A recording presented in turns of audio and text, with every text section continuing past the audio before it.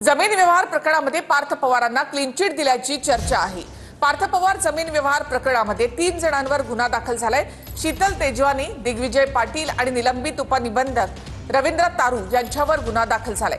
पार्थ पवार कंपनीचे भागीदार आहेत, मात्र अद्याप त्यांच्यावर गुन्हा दाखल झालेला नाही।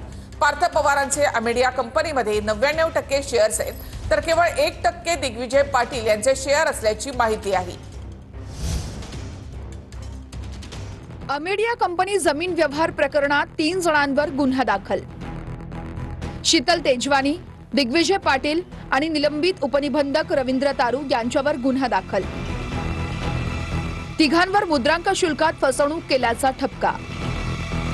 अमेडिया कंपनीचे संचालक पार्थ पवार यांच्यावर मात्र गुन्हा दाखल नाही। पार्थ पवारांचे अमेडिया कंपनीत 99% शेअर्स, तर केवळ 1% दिग्विजय पाटील यांचे शेअर्स असल्याची माहिती। प्रकरणात सहभाग असतानाही प्रशासनाकडून पार्थ पवारांविरोधात तक्रार का नाही? कंपनीने 6 कोटींची स्टॅम्प ड्युटी भरली नाही, पोलिसांची माहिती। शीतल तेजवानींकडे संबंधित जागेची पॉवर ऑफ अटर्नी। जमीन खरेदीत शीतल तेजवानींनी लिहून दिलं। लिहून घेणारे अमेडिया कंपनीचे दिग्विजय पाटील। उपनिबंधक रवींद्र तारू यांनी कागदपत्र तयार करून दिली। दस्त नोंदणीच्या अधिकाऱ्यांनी दिलेल्या तक्रारीनुसार 3 जणांवर गुन्हा दाखल। पार्थ पवारांची चौकशी केल्यानंतर सगळ्या गोष्टी स्पष्ट होतील, पोलिसांची माहिती।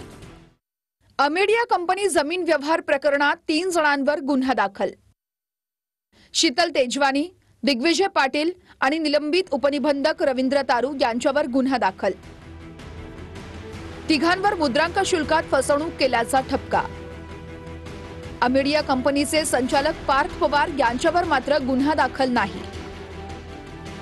पार्थ पवारांचे अमेडिया कंपनीत 99% शेअर्स, तर केवळ 1% दिग्विजय पाटील यांचे शेअर्स असल्याची माहिती। प्रकरणात सहभाग असतानाही प्रशासनाकडून पार्थ पवारांविरोधात तक्रार का नाही? माझ्या घरचा नाही, तो बंगला पार्थ अजित पवारांच्या नावाने आहे, त्याच्यावर तो पत्ता त्याचा आहे, समजलं का? मी त्याची सगळी माहिती इथं घेतो, कारण मी ज्यावेळेस बोलणार आहे मला आतापर्यंत माहिती नाही।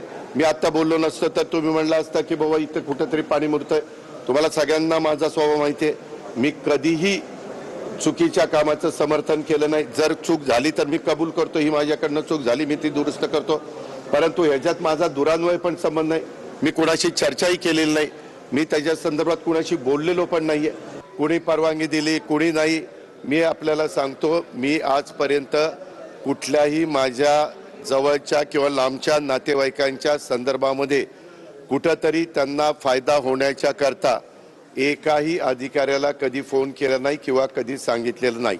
उलट मी या निमित्तानं महाराष्ट्रातल्या जनतेला नाही, परंतु उपमुख्यमंत्री म्हणून अधिकारी वर्गांना आणि कर्मचाऱ्यांना सगळ्यांना सांगेन की जर माझ्या नावाचा वापर करून कुणी चुकीचं करत असेल किंवा त्याच्यामध्ये नियमात न बसणारं करत असेल तर त्याला कुठलाही माझा पाठिंबा नसेल। अजित पवार किती चांगले असतील, त्यांच्या चांगल्यापणाविषयी मी काही बोलणार नाही, परंतु जर तुम्ही उपमुख्यमंत्री पदावर राज्याच्या आहे आणि मुलाची चौकशी कशी निष्पक्ष होऊ शकेल?